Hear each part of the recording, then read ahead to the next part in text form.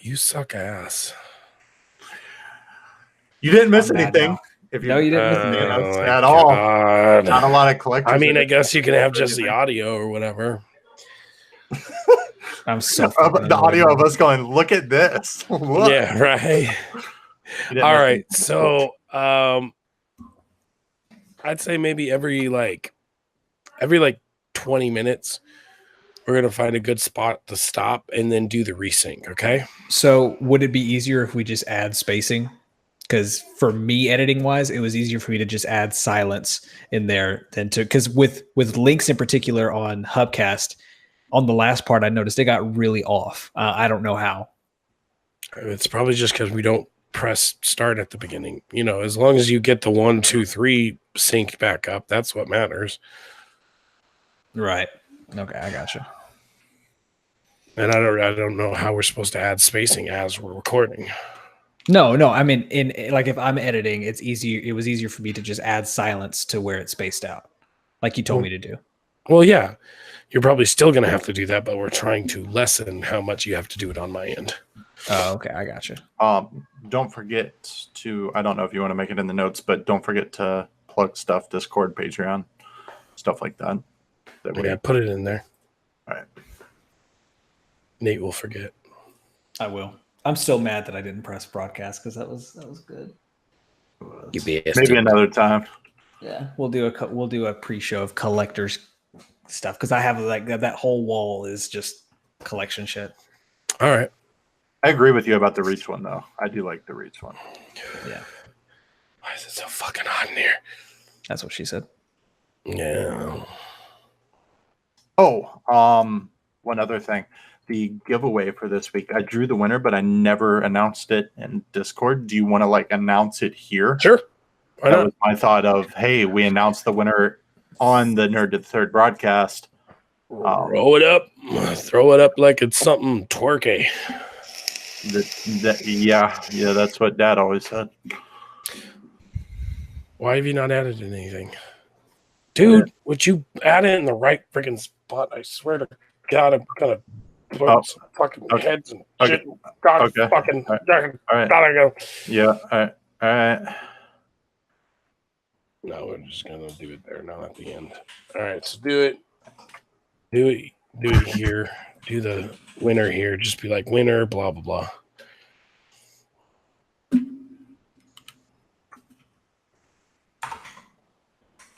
Assassins. It's not what I asked to do, but okay. Winner, chicken dinner. So when I'm talking about that, I put the video link in there just to kind of browse through to give commentary what I'm saying because it's fucking stellar. For your weekly grind, Nick, you should just say, I've been sick next time. Well, yeah, I mean, we talked about it before. Nate's actually the one that's going to be hosting this week's show, just so that I don't have to talk as much. What episode is this? I don't fucking know. We haven't numbered them in so long. Just make up a number. We did have one podcast with the T-Force where we would do that, and it was kind of like the running joke. We would make up numbers as we went.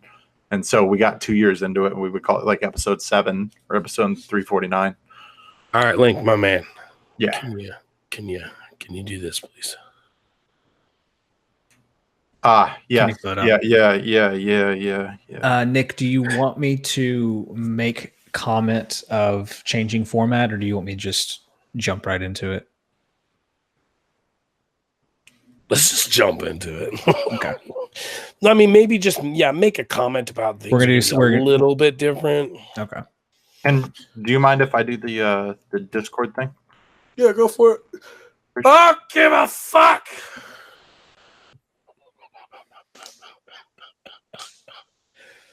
Good times. Good times. What have I done this fucking week, dude? I mean, literally, what have I done this week? Oh, Metro. Oh, good, because I can talk about that too. I started 2033 this week. I don't fucking ask you. This is my thing. Why are you taking it from me? Did you play the original Metros? Yes. Mhm. Okay, because I do want to have a conversation with you about that. I I'll have just to sit say, here like and talk about the style that Metro is does not fit in an open world, in my opinion. I do Yeah. not like the way it controls. And there's like, I'm gonna have a conversation about how part of that might be because the mantling and everything in Apex is just so goddamn fluid that anything even slightly slower just pisses me off. Well, isn't the whole point of it survival horror? See, somebody else said it was scary. I don't think it's scary. Well, It's and just it has its scary parts for sure, but like I don't know. That's not When I that's not the vibe I get. when I started 2033, it gave me the option if I wanted to play a Spartan or normal. And normal, Right. it said play it like it was intended a survival horror type game. Oh, okay. Well then, yes. Okay. Yes. Are you happy? I hope you are. When I played the original Metros, I never thought that they were horror games. Yeah, I mean nothing scared See, me so that's far. the thing. That's the thing. Like I don't count them as horror games, but they are scary. Like certain parts where you do have like the mutants, like stalking around and shit like that. Like that's like legit scary. But then you have these other parts where you feel like a goddamn badass because you're like stealthing around like a motherfucker. And Well, then all of a sudden, it's not a horror game anymore. It's horror in the sense of The Last of Us. Your mom's The Last of Us. Like it's horror in the sense of like it's scary of some of like running out of ammo, of the enemies running up. So in that sense, yeah, it's very tense gameplay. Yeah. So it's a suspense. It's kind of like the Diller. Yeah, it's kind of like the difference between a thriller and a horror movie. Yeah. Maybe that's it. Hey, I should just do this for the whole show. It doesn't actually hurt my voice. Hard to ask. So, no, we're doing it. Okay, what's my character's name? I was just going to interest. Yeah, how about Nick? Hi, this is Nikolai.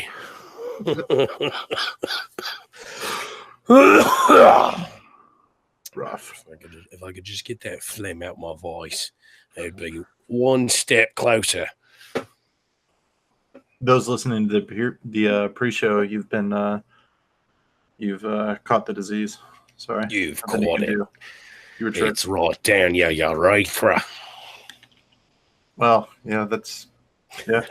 Alrighty. I guess whenever you're ready, Nate, to get us started. What is Nick? What's your general what's your general rigmarole? You want me to write it down? It might just be easier for me to write it. Okay, cool. No doubt.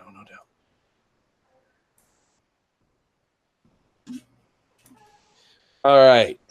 Let's see. Welcome. Yeah. Oh God. Just autocorrect it as I go along, please. Jesus. Welcome back, nerd. Hope your week was great.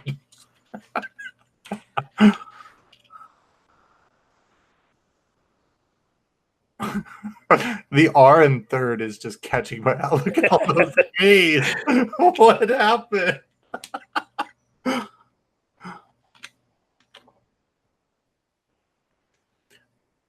For those of you listening to the pre-show, we're trying to type out a little script for the intro, and Nate is rapidly following behind Nick, correcting nearly every other word. Oh, I put a comma in the wrong spot. You idiot. The best part is, as he's typing this, I can hear him saying it.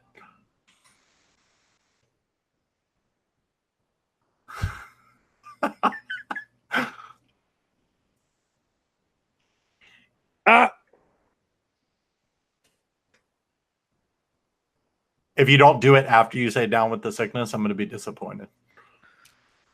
What? Ooh. Have him do it while he's sick. Oh.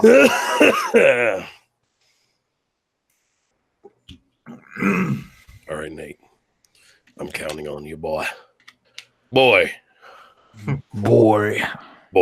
Move that over there. Boy, Shoot that arrow. Boy. That was the best part of the VGAs. Oh God, that was the best part. It really, really was. When it was just like dead silence, and then he kind of looks around and looks and goes, "Read it, boy." Read it, boy. Everyone like lost their shit. Yeah. I'm so glad they got Game of the Year. Like I was legit like steam It got coming so out many- my ears and everything. Like I was just like, Red Dead got best art direction. What art is there in Red Dead? It It's got a so many fucking cowboy game. It got okay. so many Meanwhile, awards, guys. there's Whoa, actual whoa, artistic whoa. games. Like what's the one that's like Voyage of the Bloody Blah? That's an actual artistic game. That should have fucking won it. But instead, fucking Cowboys and Engines, they fucking got it. Fuck Well, you. did you see how many awards it got at DICE? It got basically all of the awards it was nominated for. Fuck you. God I like awarded. Spider-Man, for the record. Yeah, Spider-Man definitely got Horizon this year. That's for sure. Yeah, it was unfortunate. Wow, that's a good term. I'm not the one who coined it. Trademark to that? Ah, No, I'm not the one who coined it. damn, that was beautiful. Well, nobody would have known it. You could have just rolled with it. I'm an honest person. No. No. I'm not. I'll say I did it. Not on my show. Okay. All right. I think we're ready. Are you ready? Let's just Hey everyone, and welcome back to God.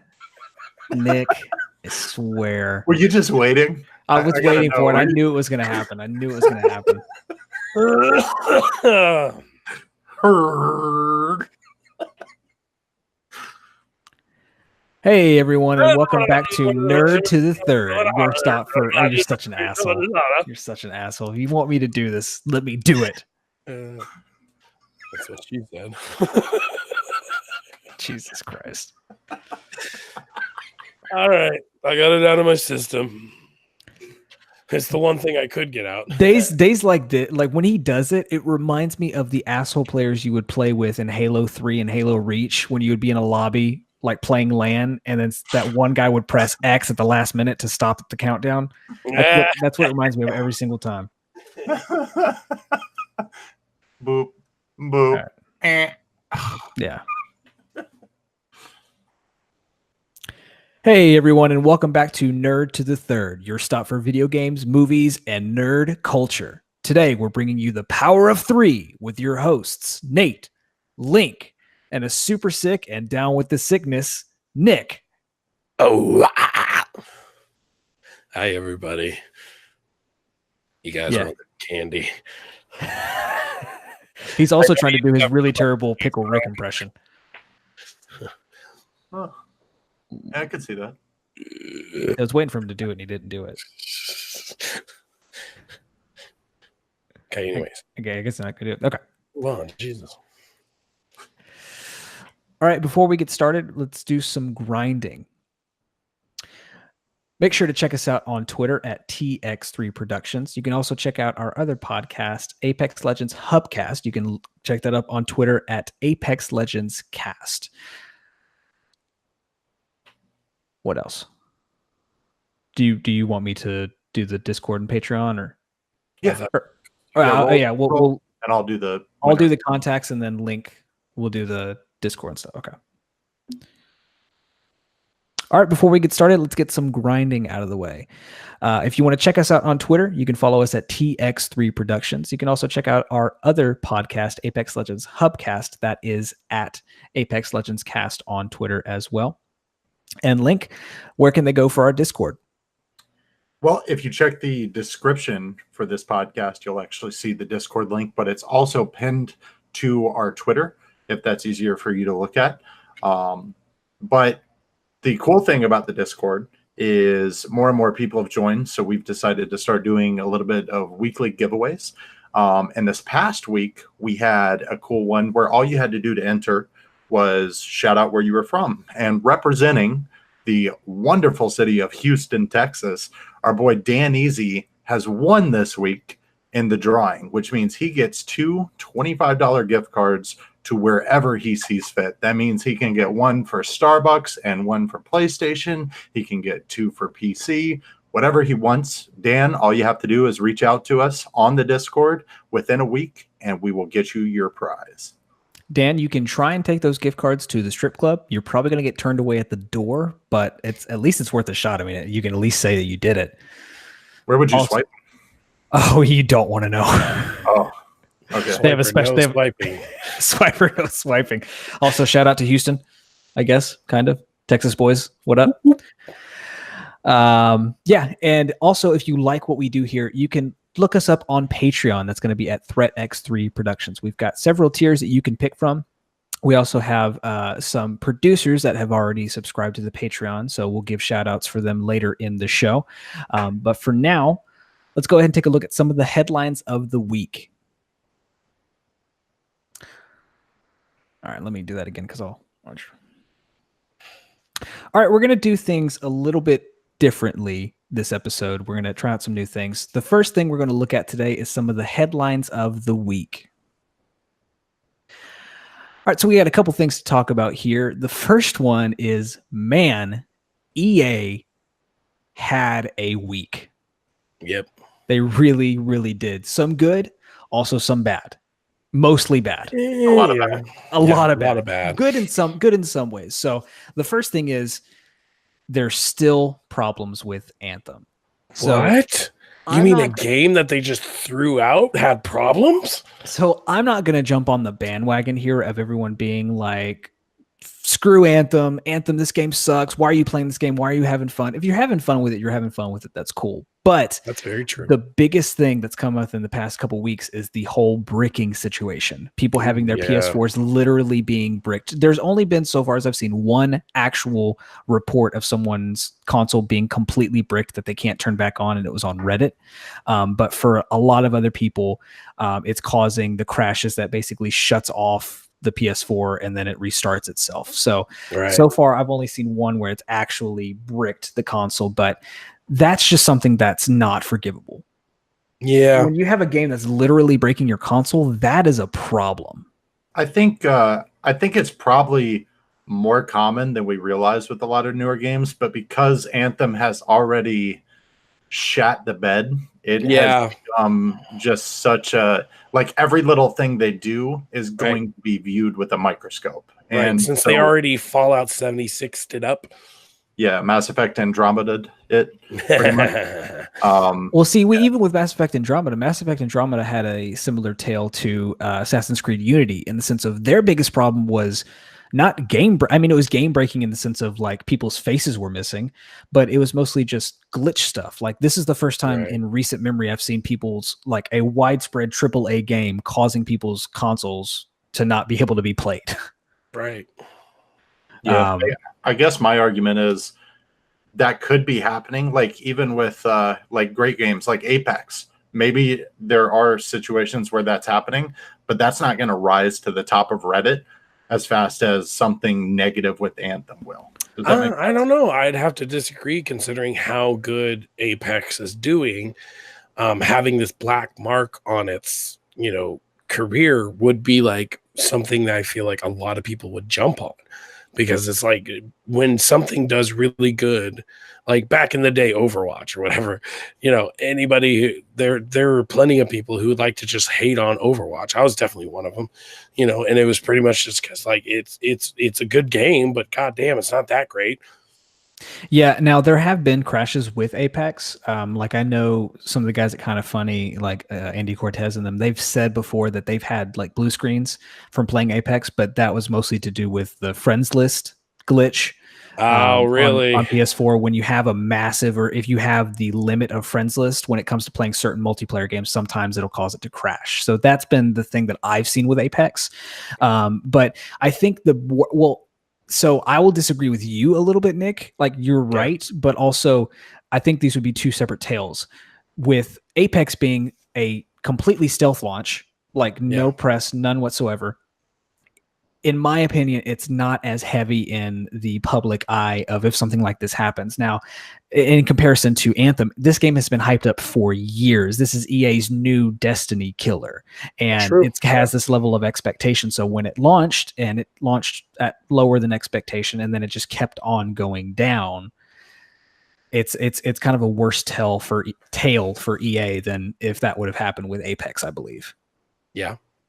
Do you remember when E3 debuted this game and they showed Xbox footage and then it was shown in PS4, but it turns out that it was just like a superimposed Xbox image with like PS4 buttons over it. Do you guys remember that whole controversy? That's a whole thing with Anthem as well. That just stuff that they've shown is just not, and that's been the biggest issue apart from the actual game breaking, is people have gone back and scrubbed through E3 footage even from this past year and them showing off streams of like the content. And like one of them, for example, was in one of the streams, they were showing the marketplace. They were showing like at launch all the like helmets and outfits or vinyls and dances, or not dances, but emotes and things like that. And then we get the game and we have 3 helmets. We have like, and people are like, where is this at? Like, why not have this at launch? It don't show it and then not have it in the game. It doesn't make any sense. So I don't think I feel like, what do you guys think? Do you think this is becoming a more damning tale than 76, or which situation do you think is worse? I don't know. I mean, 76 was, you thought it was a one of a kind of situation, and to see EA do such a similar, like, it's not beat for beat obviously, but to do it so similarly, like from a technical aspect, I feel like that's what's damning about it, because it's like this just happened. So what Anthem and the people at Anthem should have seen is they should have seen that as a warning and be like, you know what, we can't do that. But instead, them not learning from a competitor so quickly after is just, mind-blowing.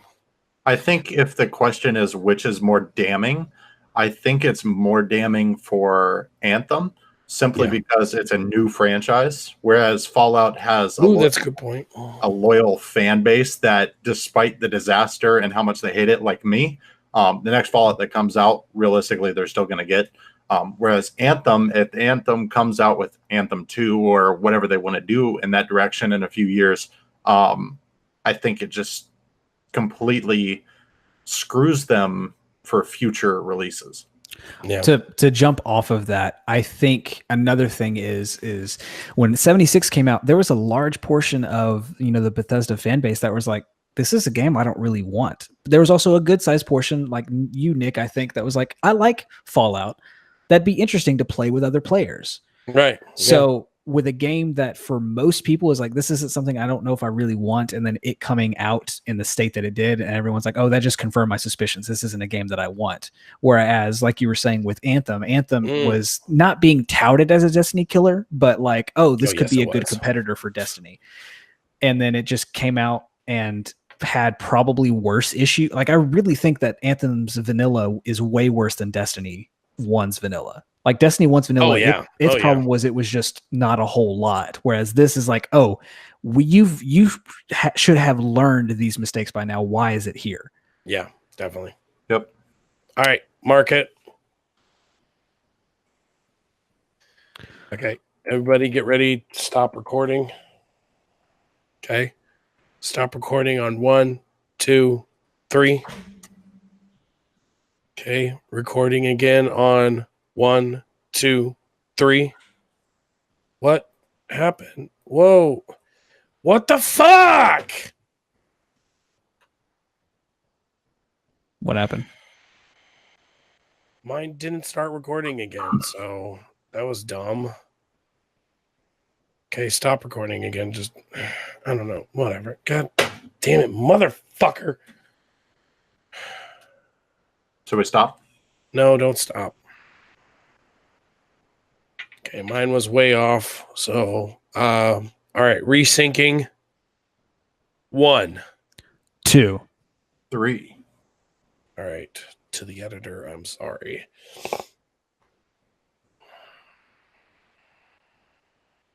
All right, so let's pick back up. EA decides to do its own shit. Okay. So, in kind of lighter news, but still interesting, the last part with EA is they've kind of decided to do their own thing this year for E3. So they've come out and announced that they're not going to hold a press conference at E3 like they've done in the past. They're still going to continue their EA Play event. But instead of doing like a 90-minute press conference, what they're going to do now is for their game specifically, they're going to have announcement live streams. So like they're going to for sure announce Jedi Fallen Order at Star Wars Celebration. But for an example, instead of having a 90-minute conference of, hey, let's talk about FIFA, Star Wars, Madden, they're going to say, hey, we're going to have a live stream about Madden at this time. We're going to have a live stream about FIFA at this time, kind of similar to a Nintendo Treehouse event. Now, this I'm actually okay with, because the EA press conferences at E3 were always my least favorite, because there was like maybe 20 minutes of it I actually wanted to watch. The first 30 to 45 was sports games, which I don't play any of the EA sports titles. So I actually think this is a good thing. My whole kind of take on this situation though is what really is going to happen to E3 now. Mm-hmm. You know, EA they kind of dropped off years ago. I mean, yes, it was still technically a part of E3, but it also wasn't. It was in a completely separate building. It was on a completely separate day. So was it a part of E3? Yes, technically, but in my opinion, not really. I mean, really all they're trying to say, I guess, is maybe it's going to be on a different week or a different weekend. I mean, I don't know. I kind of feel like they've already been gone. So personally, I don't really care one way or the other. Right. So for all of this stuff that's going to happen, I think down the road, I think it's going to be in the best interest of the developers and the publishers, with them doing these like live streams instead of a 90-minute conference. That's going to do better for those games specifically. Instead of like prime example for me, I want to see something about Star Wars, but I don't want to sit through 40 minutes of sports. If I want to just focus on Star Wars, EA's telling me, hey, at this time, watch the live stream for our Star Wars coverage. Right. And so that works better for me. It works better for them because they don't have everything lumped in together and they're having to drown anything. Now, what is this going to do for people? Since the kind of frustrating, interesting part is within these past couple of years, E3's finally started allowing consumers to come in instead of it just being a press junket. Right. So although this is going to do very well for these publishers and developers to kind of get more of their games in the public eye at a specific point, this probably isn't going to be a good thing for consumers coming to the show. True. If they continue to do this. So I don't know. What do you guys think's going to happen with E3? Do you think we're going to see a radical change in the next couple of years, or do you think they're just going to kind of band-aid until they figure something out? I've been saying for the past couple of years that I believe E3 will go downhill slowly. I do believe that this is the start of a few publishers who are going to wind up falling off and start doing their own event. But at the same time, E3 does get a lot of press and it does get a lot of spotlight, but it's by no means the only major conference that happens throughout the year where game developers announce games or changes, i.e. Gamescom or PAX, if you've ever seen those live. I don't think that E3 is so radical that if we lost it, we'd be lost, in other words, if that makes sense. What do you think, Nick?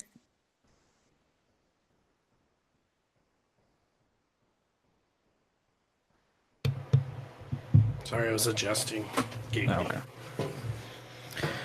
I mean, I don't know. I honestly don't care one way or another because, I mean, I've never liked EA and their press conferences, and I think it is because of the whole, 20 minutes of BS that you have to sit through. So like me personally, the only time I've ever actually like watched it, like me personally, especially the last couple of years when they've done their own thing, I've watched it after the fact. Mm-hmm. So I've always like fast forwarded it to the parts that I wanted to see.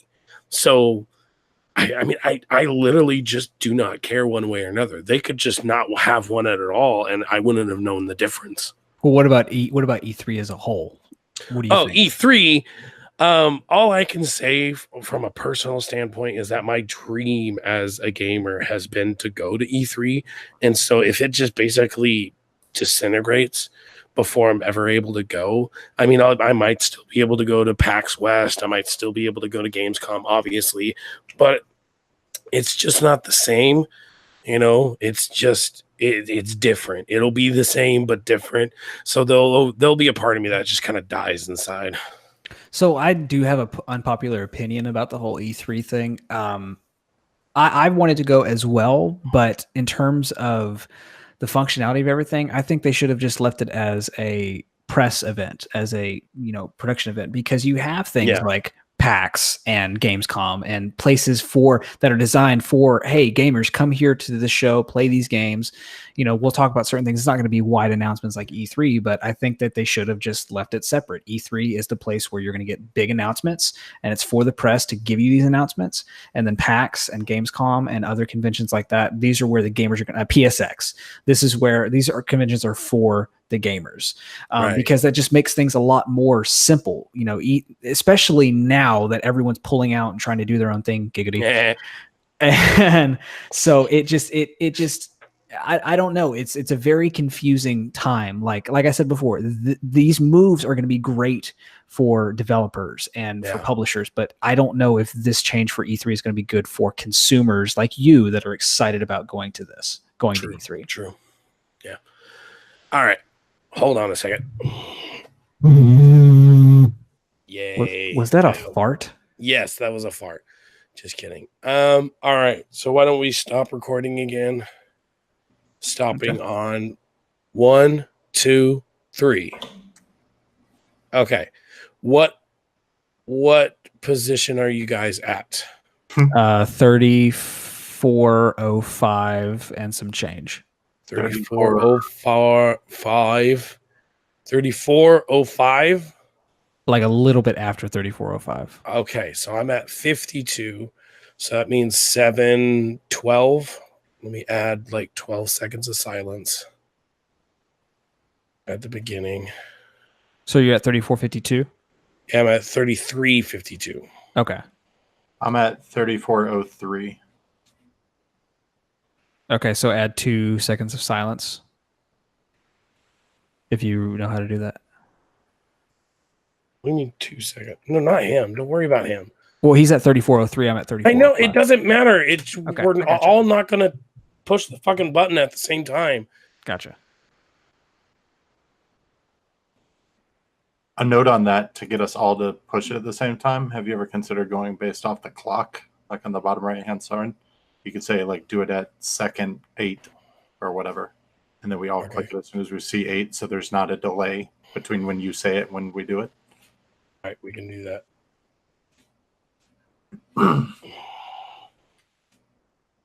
Okay. All right. Back at the beginning. Okay. I have to pee. Nice job, by the way, Nate.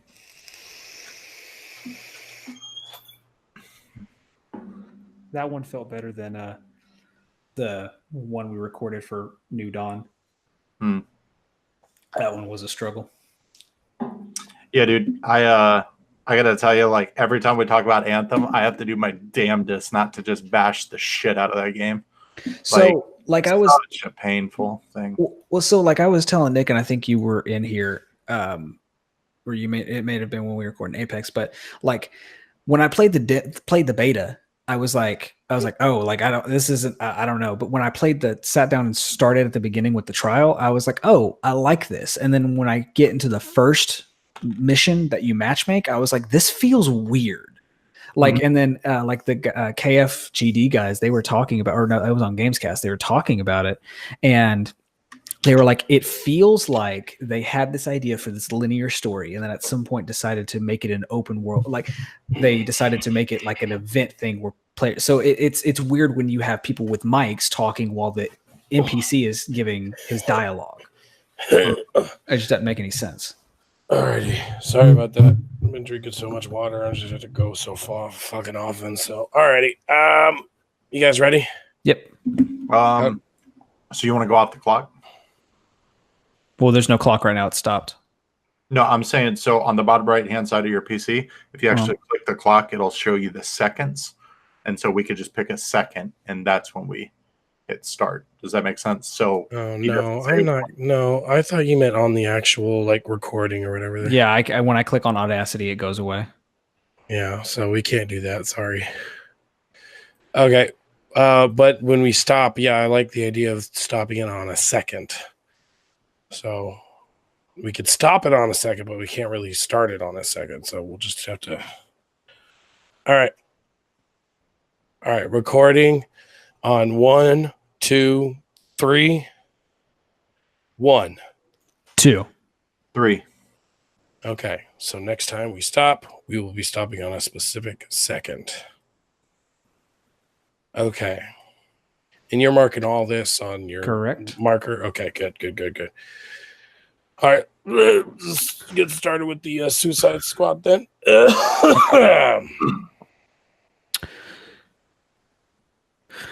Our last story we're going to talk about today is Will Smith commits Suicide Squad.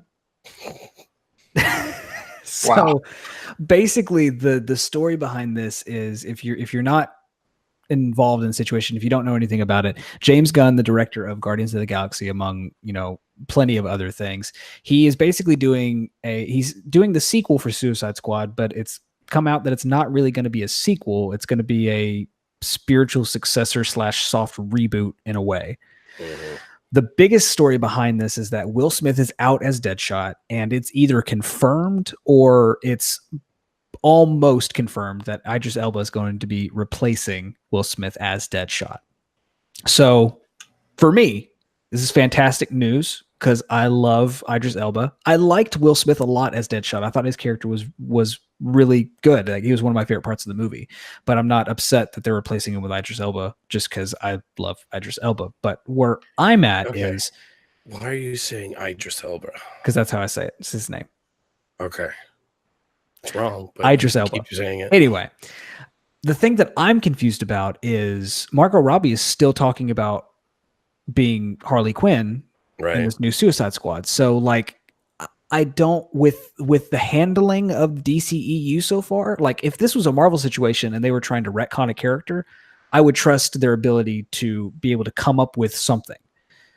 True. With DC, how are they going to handle this transition? Like, how does it make sense that Deadshot is a new person, but Harley Quinn is still the same? And also they also announced, or they kind of leaked, that some of the roster for the new Suicide Squad is going to consist of people we haven't really heard of.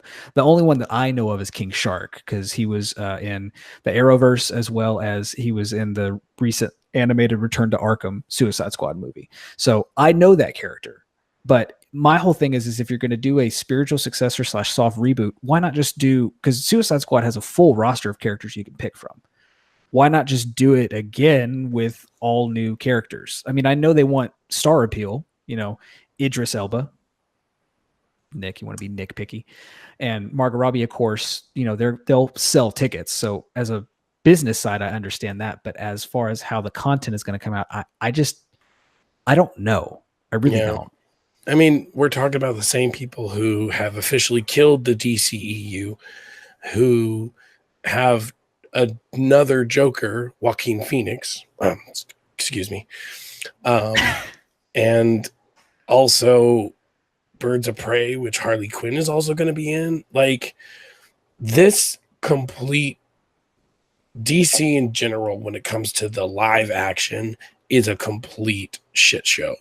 This, I don't understand it. Why did they greenlight a Joker standalone movie? And it wasn't, what's his name? God, I just lost it. Jared Leto. Thank you. I don't know why I couldn't think. Probably because I'm sick. Anyways, so the fact that they did that was weird enough as it is. But now that we've had pretty much the confirmation that they're no longer trying to make, an MCU alike, it's just like this entire thing is just so weird, and it's like, I don't know, maybe if Idris Elba would have been somebody else maybe it would have been made sense, but since they are basically just saying, well, now you're Will Smith's character, it's just like you were saying, there's a huge roster. And of that roster, there just happens to be, a few of them that are African American. So let's just make him a different character rather than, I mean, granted, then you'd have to kill up Will Smith's character, but boo forgetty who. Well, there's also what's even more confusing is like Shazam's coming out next month. I'm really excited to see it. Like, this is the first DC movie in a while I'm really, really excited to see. Yeah. That's still in universe. I mean, it's 100% still in universe. I mean, in the trailer, he's holding Batfleck's Batarang, So, like, maybe Aquaman and Shazam were the last ones to be in universe. But even there was a report that Aquaman is in a different movie. Like, it's confirmed that he was a part of a different. So, none of it makes sense. Just retcon the entire thing. Like, right. the Joaquin Phoenix Joker, I'm excited to see because he's a phenomenal actor and a phenomenal method actor in particular. So I'm excited to see what his portrayal of this character would be. But you're right. If they didn't plan out this universe to be something like MCU to begin with, then that would have been fine. Didn't. Which, for sure they clearly didn't. But it's sad to see something that had a good bit of potential. I mean, all of the characters in DC's lineup have potential to be great depending on whose hands they're in. But I mean, the worst part is we have seen step by step them changing things. Like, in the entire process, the consumers have been involved with it. We've seen them retcon this or switch this out for something else, like to make the quick adjustments right on the fly. And it definitely just shows how they were really trying to force this universe film style rather than carefully planning it out like Marvel did. Yeah, yeah. I think Idris Elba is a top... God. Sorry. I'll try that again. It's going through the mics. I think Idris Elba is a top quality actor. I believe if at the beginning I had a choice between Will Smith and Idris Elba doing that role in the first Suicide Squad, I would have chosen Idris Elba because I feel like he would fit that character better. I feel like he's more on the serious side and can still do some dry humor. I do think, however, because of the director choice that they made for this movie, that I'm still going to hold my faith and see it with excitement. The same level of excitement that I saw it with in the first movie, if that makes sense. Yeah, I could agree with that. It also with this, it's very much that DC is responsible for this. The people who are behind, like Warner Brothers, they're responsible for these mistakes, in my opinion. Like David Ayer. David Ayer is a great director. I liked Fury. I still haven't seen Bright. I want to. Was Bright good? Movie. Good movie. It's a good movie. It's a good movie. He's a great director. And when this was coming out, there were reports that the movie that he made wasn't the movie that we saw. The movie that we saw was some exec being like, "Hey, make this movie like the trailer," and you can see that 100%. Oh yeah, that definitely. Movie is the trailer. So I still want to see David Ayer's cut, and David Ayer has said it doesn't exist, but that's him saving face. We know it exists. We know, just like there's a Zack Snyder cut of. Exactly. I think we'll get that at some point because even Zack Snyder is playing around with the Zack Snyder cut thing on hashtag on Twitter. But this is kind of the conversation we had a couple weeks ago, whenever me and you were going back and forth about defending, who's like Treyarch, who's responsible and who's not. I think that the execs in the situation are responsible for most, if not all, of these mistakes. Oh, now it's the execs. Before it was the developers, but now it's the execs. If you're going to pick a freaking side, can you just stay there? No, I guess that just shows you how centrist you are, is that, you just lean to one side whenever it conveniently goes across your crosshairs. This is America. Don't let me slip in that. But yeah, those were the headlines for this week, kind of the things that people were talking about. More specifically, what we wanted to talk about. So, right. Our next segment. Boo. I didn't even have to that time. Yeah, I know. All right. Next up, we're going to get into our weekly grind. All right. So let's stop at 30.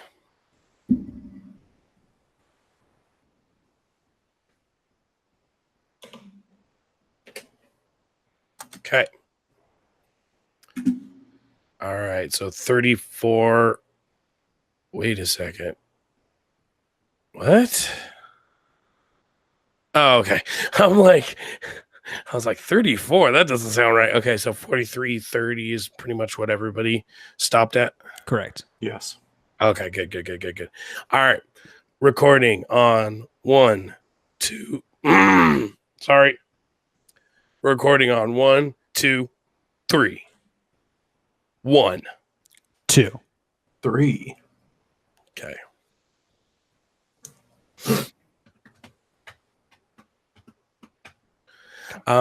Since mine's probably going to be the shortest because I don't want to go on for too long, why don't you go throw it to me first? Okay. Now, we've had weekly grind in the past, but weekly grind is basically if you're new. Here, let me do that again. All right, we've had a weekly grind in the past, but if you're new here, basically it's just kind of our chance to talk about what we've been doing, what we've been playing, and kind of what's just been going on in our lives pretty much. So, Nick, why don't you go ahead and get us started? Hi, my name is Nick, and I play video games. Hi, my name is Jeffy. I like apples. Link did it right. You did it wrong. So I know you're I did fired. Thank you. Anyways, so one thing I actually ended up doing this weekend is, I went to the Red Box. I picked up Instant Family, which I do have to admit was a pretty good movie. Made me cry a couple of times. I'm not ashamed to say, but actually it was good. It was the one with Mark Wahlberg and something Rose. And so they adopt, 3 kids basically. And so I really liked it. It was actually a really good movie. So that's a recommendation all by itself. But because of that, it's all like, hey, would you like a free game? And I'm like, okay. And so I picked up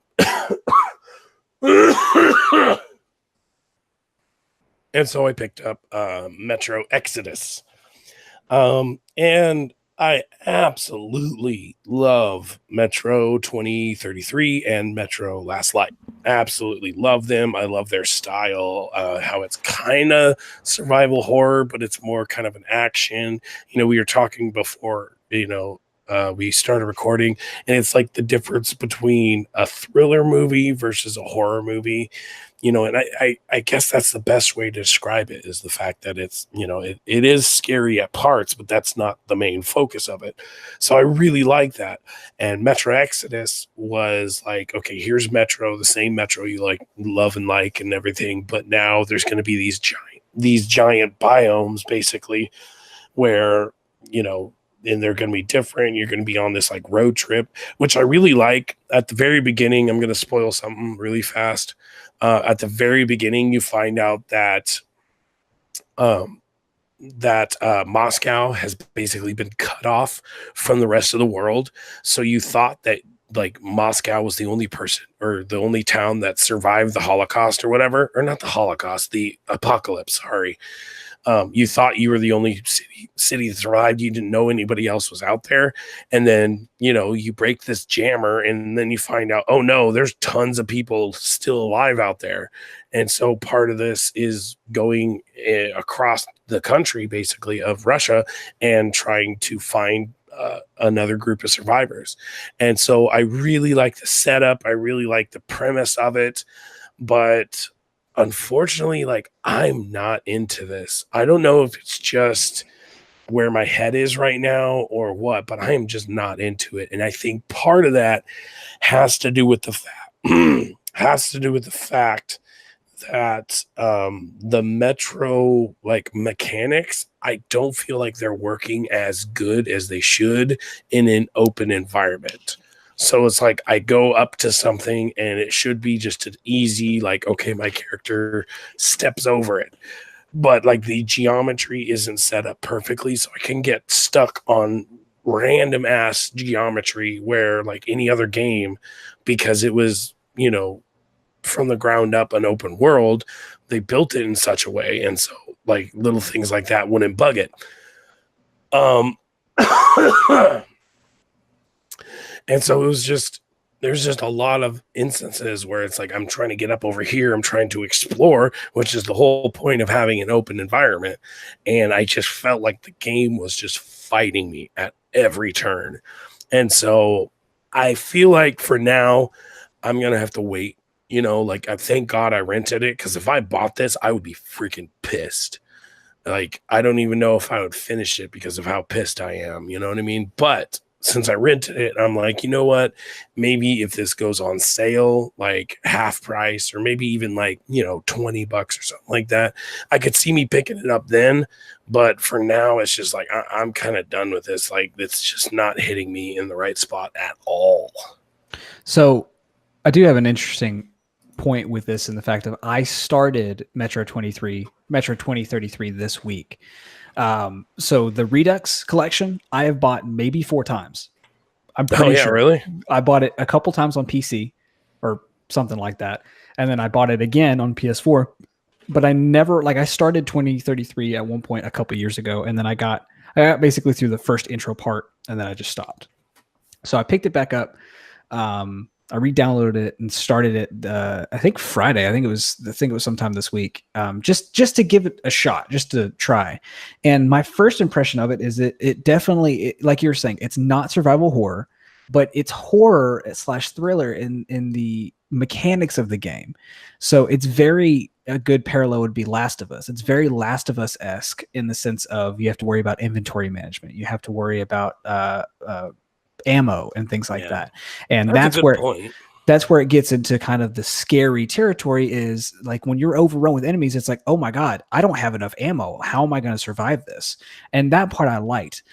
My thing is right now that's keeping me from continuing is the kind of statement that I don't like, but I think it kind of fits here. Old game is old, in the sense of like, because of the games that I'm playing / have played recently, it's taking me a second to process going back and playing a game that was like kind of the mainstream as far as mechanic wise back in the day, but is kind of archaic now in a sense. And, you know, of course, like the graphics and stuff like that. I'm not a big graphics guy, but, you know, that was driving me back a little bit. But I liked what I played, and it's very pick up and play. Like, I don't think it's going to take me very long to finish because I'm chugging along pretty fast. But what would you say compared to the first two over this that you like and that you don't like?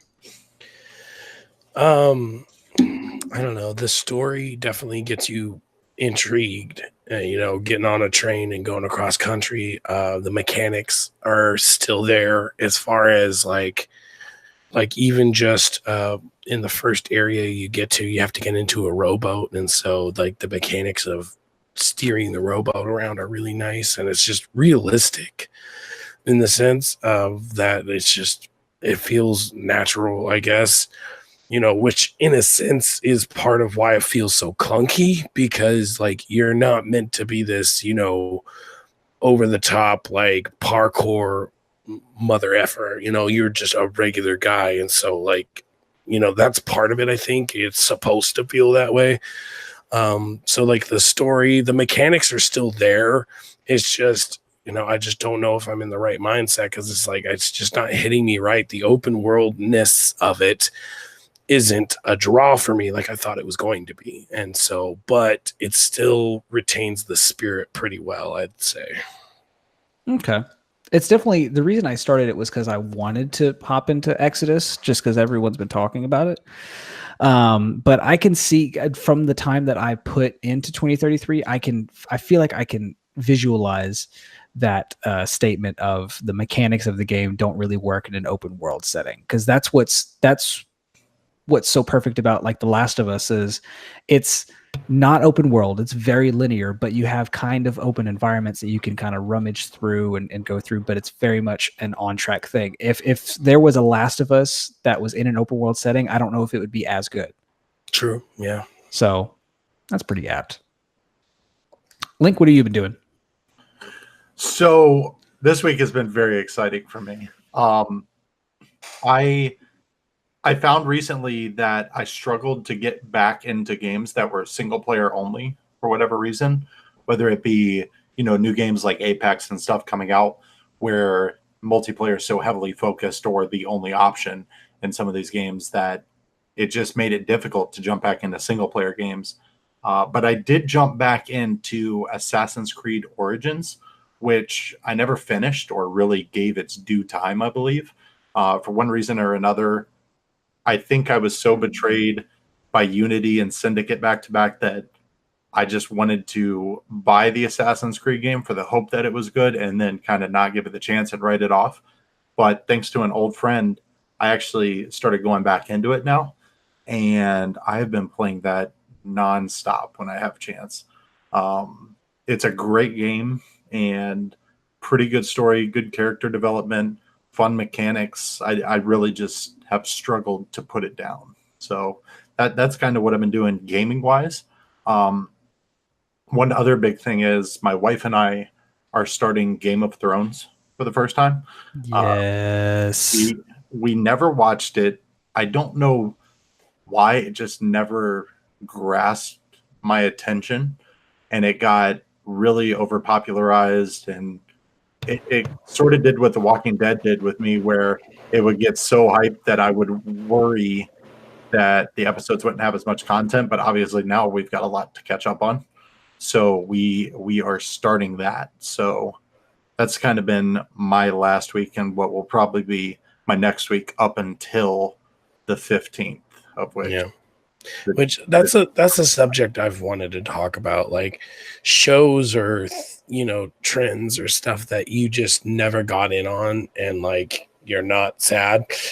Because Game of Thrones, I've talked about it before on previous episodes, it's like it just did not grasp me whatsoever, and that whole it doesn't get good till the second season bullshit that everybody always comes up with is just like seems like such an excuse. It just seems like something you throw in there, like, oh, but it gets better. It's like, I don't know. I watched the first 2 episodes at least, maybe 2 or 3 times now, and it's just like nothing sticks out that like, oh, this show is different than any other show out there, and so because of that, I should pay attention to it.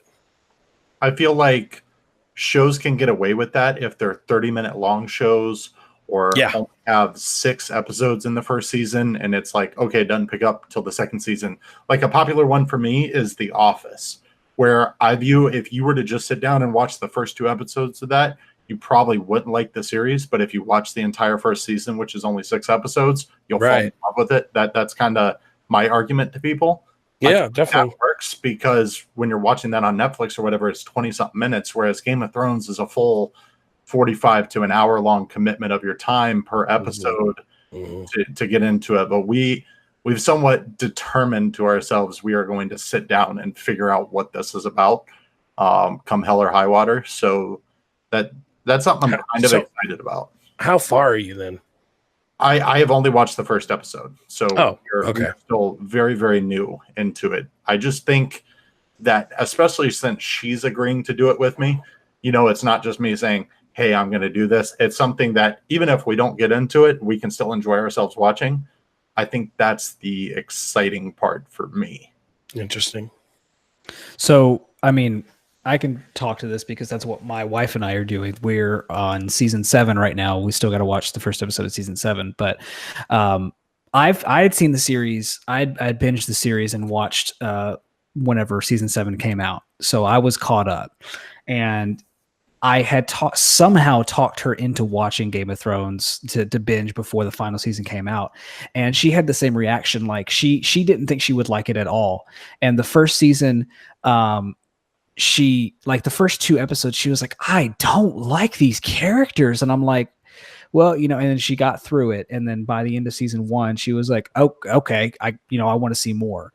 The second season is her least favorite season, to which I can agree. But the argument I will make for what is different about Game of Thrones, what makes Game of Thrones better than other shows, is I haven't seen a show, which it depends on the type of viewer you are. I haven't seen a type of show that that does this as perfectly. So what I love about Game of Thrones is Game of Thrones gives you a lot of information. But like when you start the show, you hate these characters, but whenever their comeuppance finally follows, it makes it so worth it. So like a good example is season 5. Season 5 is a good season, but season 5 is it's not filler, but it's very much build up. Like it's giving you information pieces that you need to know. Whereas in season 6, all of season 5 pays off in season 6. So like the story points they talked about in 5, they find that not finally, but they give a conclusion to, or they, basically 6 is a lot more action paced than 5 is. I feel like it makes me more excited because you saying that reminds me of one particular show, which is Lost, where they would just fill your head with all this stuff that you're thinking, I don't know what to do with this. I don't know what to do with this. And then it results in the death of a person. And you're like, oh, wow. This show is genius. Yeah, and also continuity is a big word with Game of Thrones. So the only other people I've seen match continuity as well has obviously been Marvel and the MCU.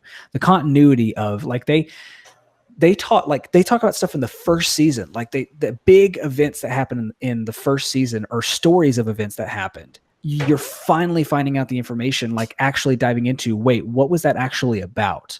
And you're getting these resolutions, and you're getting everything. They're answering every story thread that they're giving you, which is a lot of different story threads. So it does take some time. It does take a lot of, and my wife does this all the time. That's why I won't let her watch it without me, is because I know she's going to ask questions. I know that she's going to get confused, and I'll be able to answer like, hey.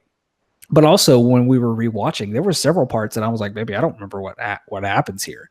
But it plays around with the, if you've watched Game of Thrones up by now, I mean, you don't need to hear me say this, but it plays around with the kind of what we think of a traditional, like medieval kind of fantasy show, and makes it way more adult, turns it on its head completely. And it just,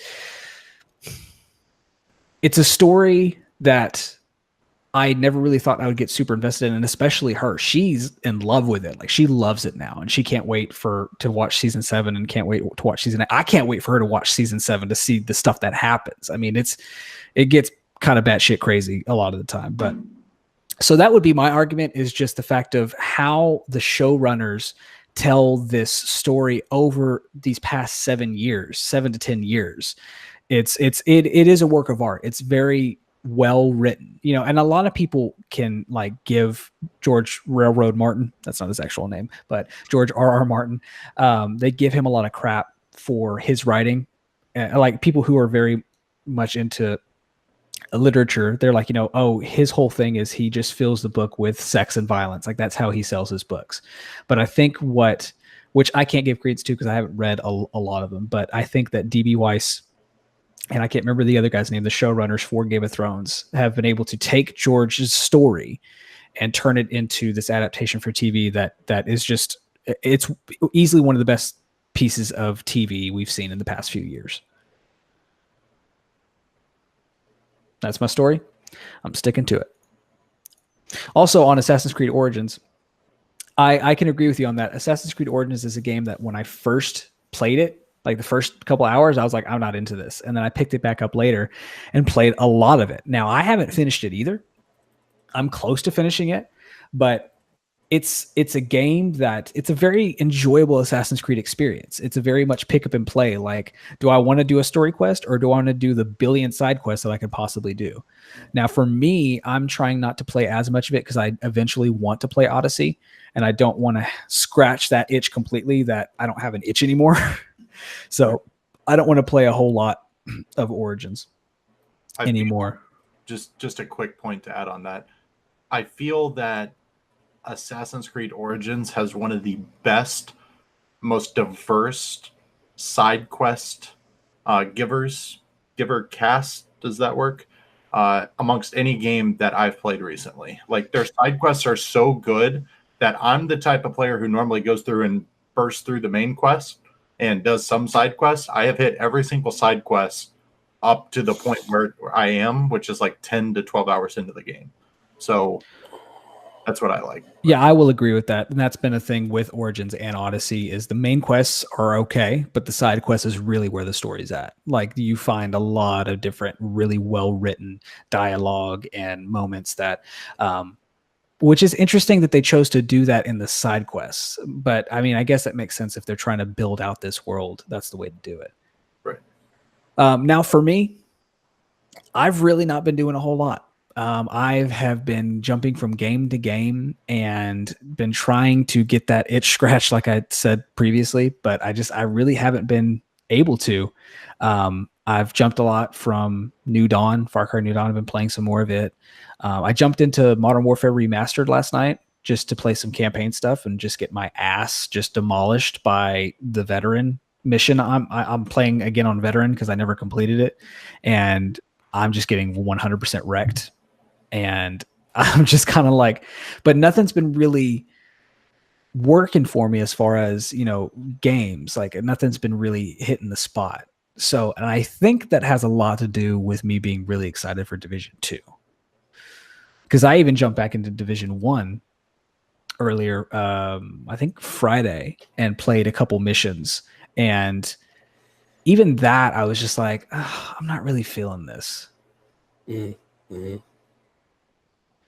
So, but I mean, that's my main thing is I think I'm just really like the more I'm seeing of Division 2, the more I'm just getting completely ready and excited for it, which I honestly didn't think I was. Cause like I've told before, I liked Division 1. I hopped in launch night, of course, with all the issues. And then Division became a podcast game for me, something I would like put a podcast on for and just grind out echoes, grind out like events and things like that. But from what I've seen of Division 2, it looks like they're radically changing and evolving every single thing that I kind of liked with Division 1 and making it 100% better. Yeah, I think one of the main problems I'm worried about for Division 2 is, and this is kind of a compliment at the same time, but I'm just worried people are just going to be like, oh, this is just more Division, And it's like, me personally, I don't see that as a bad thing. But I could see like it not getting as good of reviews because it's just like, oh, it's more Division.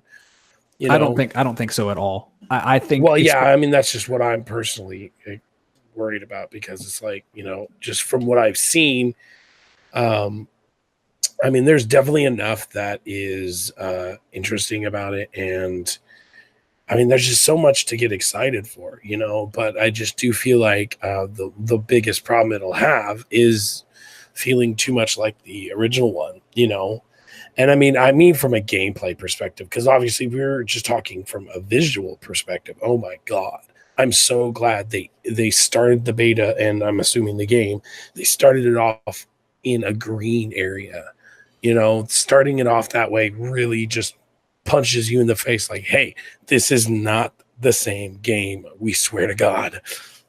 Yeah, the reason I made that statement of I don't know if I agree with that is because jumping back into Division 1 after seeing the stuff from Division 2 of everything they've showed off, Division 1 just feels kind of empty to me. It just feels like because the environment, yeah. Right. But even more so, like it just nothing was in capturing me into that world. Like Division 2 looks like it will. Like I'm interested to scour DC. I'm interested to go to the different biomes, but playing through the little bit of I did. I think I played about 2 hours of Division 1, and I just wasn't feeling it. Not like how I used to really enjoy Division 1. Yeah. Mm-hmm.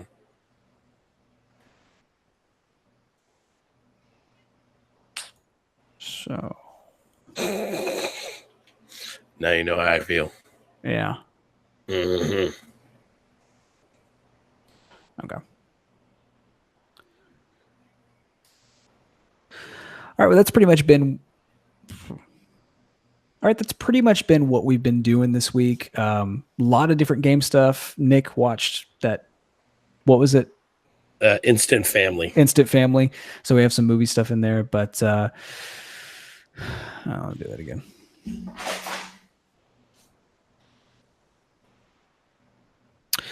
All right, that's pretty much what we've been doing this week, playing some games, watching some movies, kind of the normal stuff. But the last segment we're going to get into for the show is going to be our picks of the week. Now, picks of the week, it's where we're going to bring something to the show, tell you guys maybe it's a song we heard, maybe it's a news article we read that we want to share, and things like that. I'll go ahead and start it off with an unboxing video that I came across by The Relaxing End. If you guys enjoy unboxing videos, you probably know who this guy is. He does these very polished, very professional unboxing videos against a complete white backdrop. I mean, it's visually stunning. But what he did in this episode was he was unboxing the $250 version of the Division 2 Collector's Edition, the quote-unquote Phoenix Shield Edition.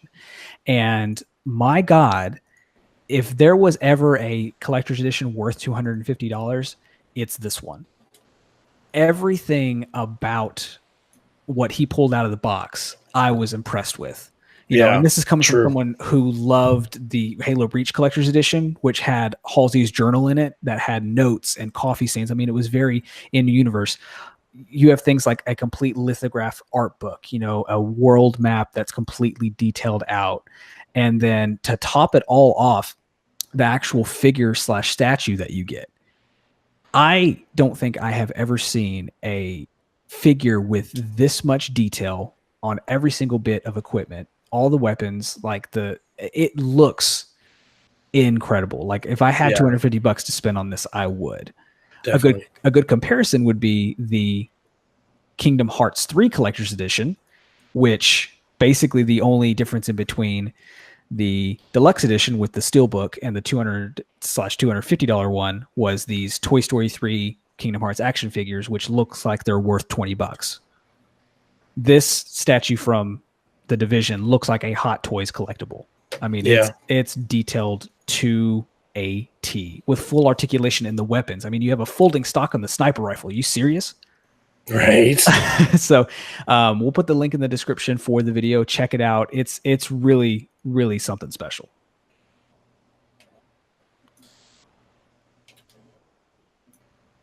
And Link, did you want to go first? Yes, I'd love to. So for my pick of the week, I was introduced to a certain soundtrack by a certain amazing friend I have. You guys will never get to meet him, but he hosts a podcast, and his name is Nate. What? Anyway, obviously I'm talking about this Nate. He introduced me, a guy named Link, to something called Zelda and Chill.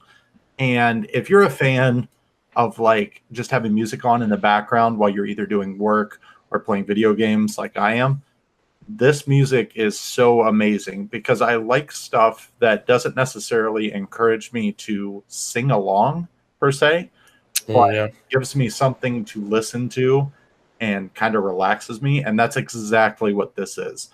You can look it up, Zelda and Chill, either on YouTube or Spotify. They have a whole playlist, but I assure you your time will not be wasted. It is basically covers of the Legend of Zelda theme songs / songs in the game / soundtracks from trailers and stuff, put to a lo-fi kind of soothing rhythm that honestly just gets expanded for like probably 10 minutes each song and is amazing. Especially when, like for me, I play it in the background when I'm playing League of Legends, which is typically a very stressful, toxic environment.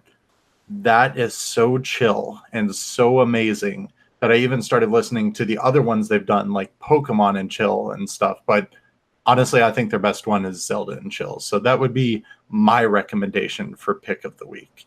Yeah, this was one of those that I for a while, like I think whenever I would be busy editing, I was looking for some music, like you were saying, to just play in the background, and I discovered this genre of lo-fi, hip hop, lo-fi, chill step, and things like that. And then I stumbled across this. Now, I do want to give a shout out to the artist who did the Zelda and Chill album. His name's Mikkel. He's on YouTube, and I think he's got some other work as well. But when I heard this, I was just in awe. I mean, I was like, I already love remixes of the Zelda soundtrack, and this is just it's a perfect one, and it's even got stuff from Breath of the Wild, some of the newer entry stuff. But yeah, like Link was saying, if trust Link's opinion, if anybody, specifically Link. Ha ha. Ha ha ha ha ha. But no, like he was saying, if you haven't heard this, check it out. You're not going to be disappointed. And And me. all right, all right, Nick, what you got? So other than Instant Family, which I thought was a nice movie, I'd say The Passage.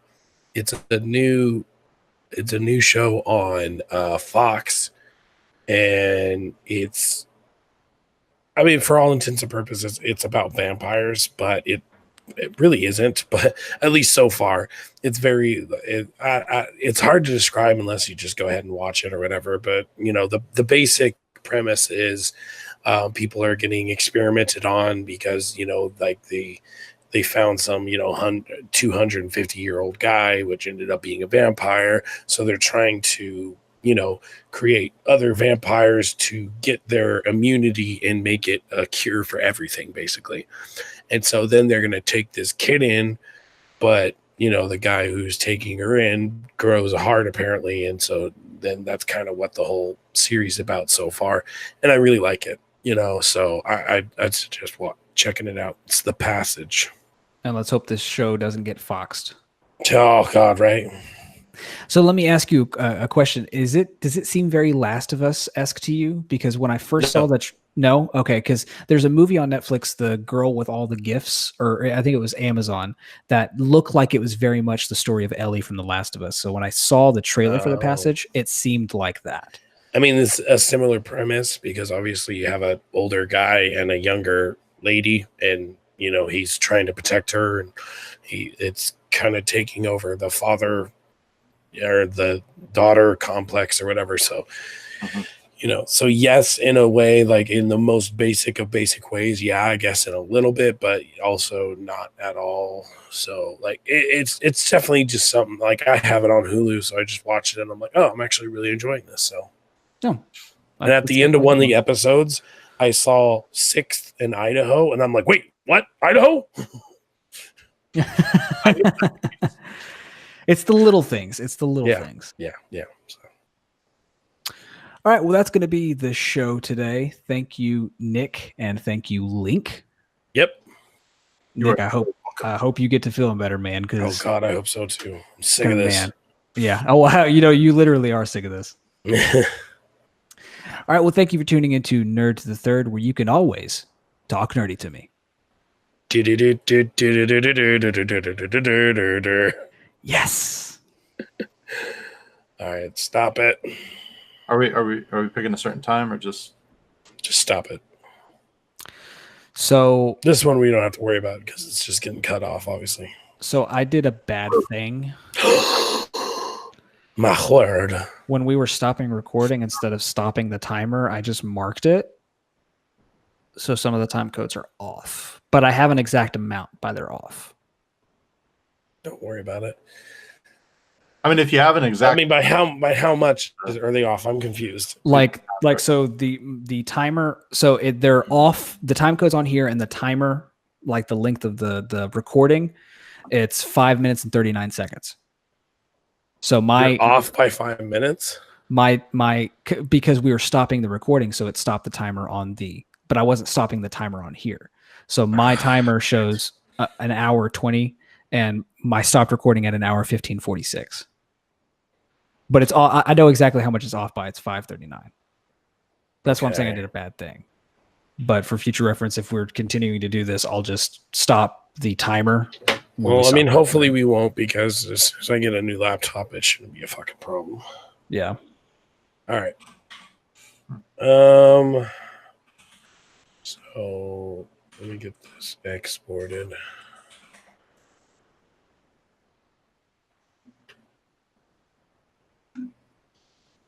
Nice job hosting, by the way. Yeah, that one felt better than. I think you're too hard on yourself though. Just roll with it, because I am. This one's way more chill. So like when I mess up, Usually, I just keep going personally. Well, yeah. See, know? like in the Hubcast bonus we did, the one I edited last week, I didn't edit out a lot of the mess ups. I mean, I did, but like when Right. we would flub a word, I didn't cut that out. But Right, of course. yeah, no, I am too hard on myself because I'm kind of a perfectionist because working at the radio station. I'm Oh yeah, I always trying to bet. make sure. So, okay, let me pop that in the drive. I appreciate you, Nate. You're awesome, dude. That feels good to hear. Nick only does that sometimes. Hey, I'll tell you what, Nate. Why don't you do me a favor, dude? Okay. So I'm gonna watch Game of Thrones, right? Okay. You know, you'll have that in your back pocket to talk to me about. Why don't you give AC Origins another try? No, give I know I have. an hour. And No, I have. No, that's what I was saying was I when I jumped back into it the second time, I played almost all the way through. Like Right. I'm almost to the, like I'm level like 37 and the last main quest I have is level 35. So I mean I'm close to the end, but like I kind of want to finish the story, but I also really want to play Odyssey. I would much rather play in the world of Odyssey than Origins. I've Okay. enjoyed Origins. I've spent a lot of time in it. Have you bought Odyssey, by the way? No, I know it's on sale. I'm tempted, Yeah. but I kind of want this steel Because build. that's why I was kind of burning through this, right? Is I was thinking, because it's on sale till like the 12th, I was thinking I'll burn through this, and if I like it, I'll pick up Odyssey. So if you do decide to do Odyssey, we can do that one somewhat together. Okay. So that we have a, you know, because it's always better to play like those single player games if you know someone else is doing it too. You know what I mean? Right.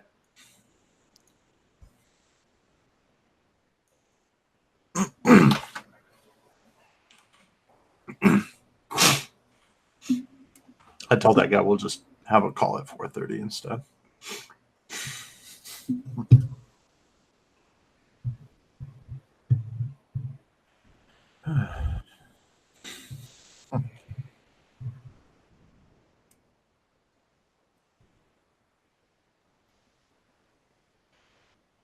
Nice job to you as well, Nick. I know it sucks being sick, dude, but you played it off pretty well. And every time you mess up, you just got another take, and it's gonna sound really good. Yeah. Like it's gonna be like you sound rough, but you're a man. You know what I mean? Yeah. He's a man. A manly man who likes to do manly stuff. She's a lady. By the way, you mentioned Whoa, Fox. My favorite all-time Family Guy skit is when they're sitting in the house and Peter's like, "Oh no, we got canceled," and Melissa's like, "What do you mean?" And he's like, "We got canceled," and she's like, "Is there nothing we can do?" He goes, "Well, we have this, and he lists like 25 shows. And he's like, "But I suppose if all those get canceled from Fox, we have a shot." And they were all shows that they had canceled in the last year. Right, Everything right. Firefly, yeah. I love that. I miss good Family Guy episodes. That's what I miss. I do too. I've watched all the new ones. There are a few gems in there, I will say, but they're It's mostly very, very rare. I mean, Yeah. like not great. I'm getting way more into Orville now. Like season 2 has gotten so much better because they found a good mix. Like part of what pissed me off about season 1 is that like I couldn't figure out, are they trying to be funny or are they trying to be serious? Like make up your damn mind. Whereas this season they've very much like figured out the right formula, and now like I don't mind it as much, you know. I forgot to mention it in the podcast, and I'm kicking myself for it. I watched the first season of BoJack Horseman. Based on Nice. your recommendation. Listen, that show, I appreciate the humor that it has because a lot of it is just subtle shit that they never go back to or they Yeah. never point out. But if you're paying attention, you laugh at it. Like I kind of want to go back already and watch the first season again just to see what I missed because Right? there are so many different subtle references. It's funny though. I appreciate it. Yep, it is good. We like it. Well, that's been the post show. Thanks for watching. Yes.